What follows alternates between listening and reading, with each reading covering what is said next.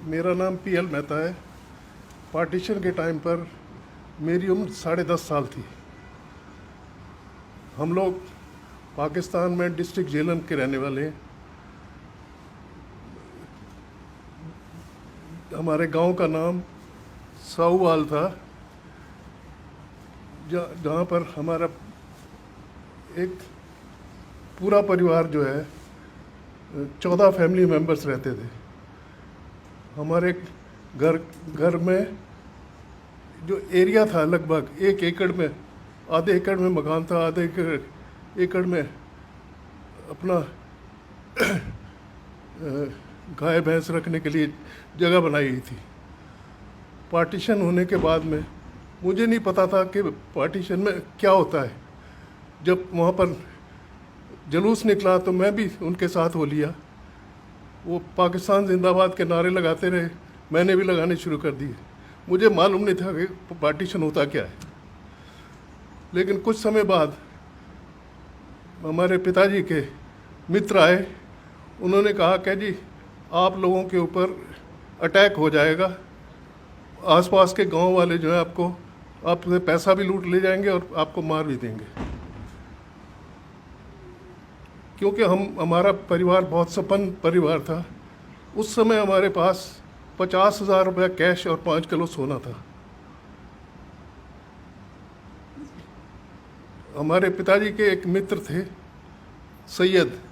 उन्होंने कहा जी आप लोग हमारे घर में आ जाइए, आपको मेरे घर में आओगे तो आपके ऊपर अटैक नहीं होगा।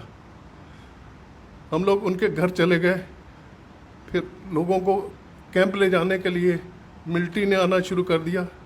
मिलिट्री जब आई तो किसी ने हमारे पिताजी से कहा कि आपसे ये पैसे भी छीन लेंगे और आपका सोना भी ले जाएंगे। तो उन्होंने अपने मित्र के पास सारा पैसा और सोना रख दिया कि आप अगले दिन कैंप में हमें दे जाना, जो 12-14 किलोमीटर था वहाँ से। जब पिताजी कैंप में पहुँचे पूरे परिवार के साथ में, तो उन्होंने कहा ये आपके पैसा आपको मिलेगा नहीं, बिल्कुल एक पैसा नहीं आपको मिलेगा। लेकिन आप लोगों को ताज्जुब होगा कि अगले दिन वो सुबह हमारे सोने से पहले उनका मित्र एक घोड़े के ऊपर खुद आया और एक घोड़े के ऊपर राशन लेकर 1 महीने का वो पिताजी के पास सारा सामान दे गया।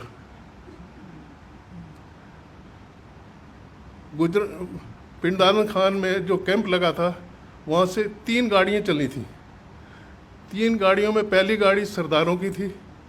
उसमें कुछ जगह थी, लेकिन पिताजी ने कहा कि सरदारों के ऊपर सबसे पहले, पाकिस्तान में सरदारों के ऊपर सबसे पहले अटैक होता था, लेकिन उन्होंने मना कर दिया।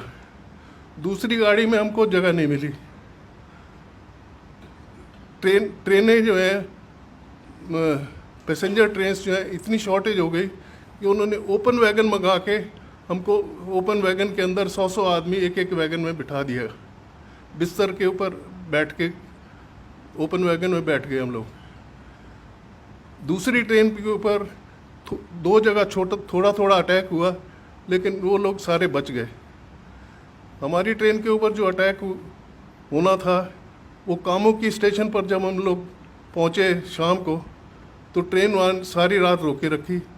और ये महसूस होता रहा कि कुछ लोग जो है ना इकट्ठे हो रहे हैं, स्टेशन के आगे जा रहे हैं। सुबह गुजरांवाले से पुलिस आई। उन्होंने कहा जी आप लोग अपना सारा हथियार हमको दे दो, क्योंकि आप हिंदुस्तान में नहीं ले जा सकते। सब लोगों ने हथियार दे दिए। हमारे साथ बलोच मिलिट्री थी और पुलिस ने कहा कि आगे मॉब है, हम उनको हटाने जा रहे हैं। वो हटाने क्या गए थे, उनको साथ में बुला लाए, अब आप अटैक कर सकते हो। 24 सितंबर सुबह 10 बजे अटैक शुरू हुआ। सबसे पहले तो उन्होंने पैसे छीने, जो कुछ है दे दो, हम मारेंगे नहीं। उसके बाद में यंग लड़कियां निकालनी शुरू कर दी। 300-400 लड़की, 4000 पूरी ट्रेन में पैसेंजर थे। पहले तो उन्होंने 300-400 लड़कियां निकाल ली। फिर ऐसा काटना शुरू कर दिया जैसे ओपन वैगन में गन्ना बाहर निकला होता है, उसको जैसे काटते हैं ऐसे इस तरह से तलवार से, लाठियों से मारना शुरू कर दिया। मेरे परिवार के 14 मेंबर्स थे, 11 मेंबर्स को मेरे सामने मारा गया। उस बाई चांस दो मुसलमान आपस में बात कर रहे थे कि तेरा बेटा कोई नहीं है, ये लड़का है, इसको अपना बेटा बना लेना, ले जा। पिताजी ने मेरे उनसे कहा कि जी इसको ले जाओ लेकिन मारना मत। बाई चांस मेरे पास एक घड़ी, घर में एक घड़ी मुझे मिली, डिस्ट वॉच, वो मैंने जेब में रखी थी। मैंने कहा मेरे से घड़ी ले लो, मुझे छोड़ दो। उन्होंने घड़ी लेके मुझे छोड़ा तो साथ में एक औरत बैठी थी जिसने जेवर पहने हुए थे। उनके जेवर उतारने में लग गया। मुझे अपने चाचा जी ने अपनी तरफ बुला के नीचे बिठा के ऊपर अपना पगड़ी खोल के ऐसे ऊपर डाल ली। उनको तलवार से मारा गया और तलवार का अगला पोर्शन मुझे भी गर्दन पर लगा। हम बैठे रहे वहीं पर।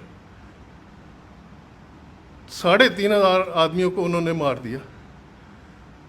जो बचे हुए थे या तो ज़्यादा जख्मी थे या मुर्दों के नीचे छुपे हुए थे, जिनमें से मैं भी एक था। हम फिर मिलिट्री ने ये कहा, मिलिट्री वालों ने, अब जब वो थक गए वो चले गए, मिलिट्री वालों ने कहा कि आप लोग प्लेटफॉर्म पर आ जाओ। अब वो चले गए हैं। प्रोग्राम ये था कि इनको प्लेटफॉर्म पर ला के सबको मार दिया जाए। लेकिन हमारी किस्मत कुछ ऐसी अच्छी थी कि हिंदू मिलिट्री का कॉन्वॉय वहाँ से पास हो रहा था। मेन रोड जो थी स्टेशन के साथ में लगी, अटैच थी। कामोकी स्टेशन जो है बिल्कुल जीटी रोड के ऊपर था। स्टेशन के ऊपर पुलिस मिलिट्री, हमारी हिंदू मिलिट्री आ गई। उन्होंने जो हमारे साथ बलोच मिलिट्री थी, बलोच मिलिट्री ये काम ये करती थी कि जो यंग लड़का निकल के भागता था वो बलोच मिलिट्री गोली मार देती थी। ये पोजीशन थी हमारे वहाँ पर। उसके बाद हम लोगों को ये कंडीशन लगाई गई कि इनको हॉस्पिटल ले जाओ जितने ज़्यादा ज़ख्मी है या थोड़े बहुत ज़ख्मी हैं। हमें गुजरांवाला हॉस्पिटल में वहाँ से ट्रेन में शिफ्ट कर दिया गया। डेड बॉडीज़ की जो ट्रेन थी उसके ऊपर लिखा गया तोहफे to Hindustan to Mahatma Gandhi and Jawaharlal Nehru. वो पूरी ट्रेन दिल्ली लाई गई। वो ट्रेन को नेहरू को दिखाया गया, जवाहरलाल गांधी को दिखाया गया। उन्होंने कहा ऐसा नहीं होना चाहिए। जब पटेल जी ने देखा तो उन्होंने कहा एक के बदले 4 होना चाहिए। 3 ट्रेन कटने के बाद में पाकिस्तान ने हाथ खड़े कर दिए। ये पोजीशन थी। हॉस्पिटल में हमारी हालत ये थी कि 5-6 वहाँ पर लोअर स्टाफ जो था वो हिंदू था, बाकी डॉक्टर सारे मुसलमान थे।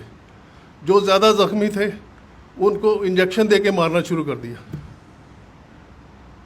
हिंदू कंपाउंडरों ने सबसे आके कहा कि इनसे ना इंजेक्शन लगवाना ना दवाई लेना, हम ये अभी थोड़ी देर में चले जाएंगे, हम आपको सब ट्रीटमेंट हम करेंगे। हॉस्पिटल में उन बेचारों ने पूरी रात हमारी सेवा करी, सबकी पट्टियाँ करी। मेरे पास जो कमीज़ थी, मेरे चाचा जी को जब तलवार से मारा तो खून से पूरी भर गई थी। वो मैंने कमीज़ उतार के फेंक दी। एक दिन मैं बगैर कमीज़ के रहा। हॉस्पिटल के हिंदू स्टाफ ने मुझे एक छोटी सी कमीज़ ला के दी जो मैंने पहनी। बाई चांस 2 दिन के बाद में जब हमें हिंदुस्तान शिफ्ट करना था तो फ्लड आ गए, रोड्स ब्रीच हो गई। 15 दिन हमको हॉस्पिटल में रहना पड़ा। हॉस्पिटल में हमको 1 रोटी सुबह और 1 रोटी शाम को मिलती थी, जिसके ऊपर दाल डाल के थोड़ी सी दे देते थे। लेकिन हमारी किस्मत थोड़ी सी ऐसी अच्छी थी कि 3-4 दिन के बाद में आरएसएस वालों को पता चला कि यहाँ पर ज़ख्मी आदमी आए हुए हैं। वो गोलियां चलते हुए, गोलियों के बीच में चलते हुए वो लोग हम लोगों के लिए कपड़े लेके आए, खाना लेके आए। और एक मुसलमान औरत जो है वो भी खाना बना के लाती थी। हम लोग कहते थे कि इसमें जहर होगा, ये हम नहीं लेंगे। इस वजह से 15 दिन रहने के बाद में फिर हमको ट्रकों में अमृतसर शिफ्ट किया गया। अमृतसर से हमारे मौसा जी जो थे उस समय एसपी पुलिस थे, अम्बाला के, हम लोग वहाँ आए। हम लोग जो है मेहता जो फैमिलीज़ हैं, हम लोग मियाल ब्राह्मण हैं। हमारे जितने पाकिस्तान में जितने हमारे परिवार थे, या तो मिलिट्री में थे या पुलिस में थे या खेती करते थे। आर्मी में हमारे पार्टीशन के बाद में भी हमारे डिस्ट्रिक्ट के 4 आर्मी जनरल्स रिटायर हुए हैं। उनमें से और 2 गवर्नर चंडीगढ़ के जो थे वो भी मेहता फैमिली से ही हैं। एक मिज़ोरम के लेफ्टिनेंट गवर्नर भी छिबर रहे हैं। पार्टीशन के बाद में हम लोग सारे हिंदुस्तान में बिखर गए। कुछ लोग व्यापार करने लगे, कुछ नौकरी करने लगे, लेकिन हम लोगों ने हार नहीं मानी। कुछ आप ये देखिए, पार्टीशन के बाद में भी हमारे आर्मी में या इंडस्ट्री में सब लोगों ने बड़ी मेहनत करके, मोहन मेकिन जो है वो भी मुयाल मेहता फैमिली से ही है। सिस्टोपिक एक कंपनी है दवाइयों की, जिनका टर्नओवर करीब 300-350 करोड़ है। उन्होंने प्रोफेसर थे चंडीगढ़ यूनिवर्सिटी में, उन्होंने अपनी कंपनी बना ली, उन्होंने दवाइयों की फैक्ट्री खोल ली। कुछ लोग फिल्म लाइन में चले गए, जैसे कि सुनील दत्त, उनका बेटा, और ओम प्रकाश, अनंत बख्शी, ये सारे मेहता फैमिली से बिलोंग करते हैं। हम लोगों ने यहाँ आने के बाद में किसी के आगे हाथ नहीं फैलाया। मैंने 15 साल की उम्र में कमाना शुरू किया था। आज मेरी उम्र 85 प्लस है और मैं अभी तक अपना बिजनेस हैंडल करता हूँ। और लेकिन पुरानी यादें भुला नहीं सकता। कश्मीर फाइल को देख के मुझे खुद महसूस होता था कि जो उनके साथ हुआ है वो हमारे साथ पहले हुआ था, उनके साथ अब हो रहा है। आप लोगों ने मेरी व्यथा सुनी, उसके लिए धन्यवाद। जो पार्टीशन के 3 आदमियों को मैं जिम्मेदार मानता हूँ, पंडित नेहरू, महात्मा गांधी और जिन्ना। अगर महात्मा गांधी मान लेते कि जिन्ना ने ये सजेस्ट किया था कि 5 साल में 2 साल हमें प्राइम मिनिस्टरशिप दी जाए इंडिया की, 3 साल जवाहरलाल रहे, लेकिन जवाहरलाल नहीं माने थे। और उनको सबको मालूम था कि जिन्ना ने 6 महीने या 1 साल के बाद में मर जाना, उसको टीबी थी, ये हालत थी। गवर्नर जनरल उसको बना दिया गया। इंडिया वालों ने पता सबसे बड़ी बेवकूफ़ी जो कि गवर्नर जनरल उन्होंने अब लॉर्ड माउंटबेटन को बना दिया, क्योंकि वो नेहरू के दोस्त थे। ये बहुत सारी ब्लंडर्स ऐसी हुई हैं। जितने हमारे एजुकेशन मिनिस्टर हुए हैं पुराने, सारे मुसलमान रहे हैं। सिर्फ मुसलमानों की उनकी हिस्ट्री जो है उन्होंने रिपीट करी है। हिंदुओं के किसी महाराणा प्रताप या शिवाजी के बारे में किसी ने 2 लाइनें भी नहीं लिखी हैं। ये हमारी भारत की व्यथा है। धन्यवाद।